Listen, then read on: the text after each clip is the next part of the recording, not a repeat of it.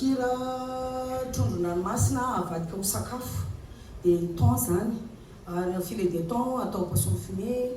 atao sakafo matianina tonga any amin'ny mpihinana tsirairay amin'ny restaurant amin'ny traiteur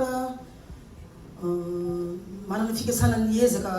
amatsy restaurant bebe kokoa manerana Madagasikara zany toy ny any Nosy Be ny aty Antananarivo efa eo ny any Majunga efa eo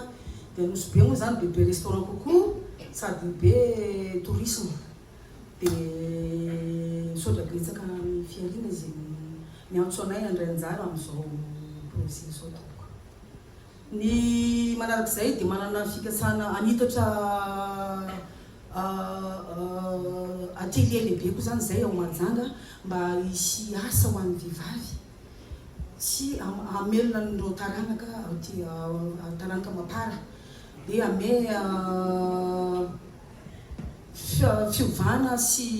fantarana an'ilay asa sakafo mba ho matianina sy manara-penitra.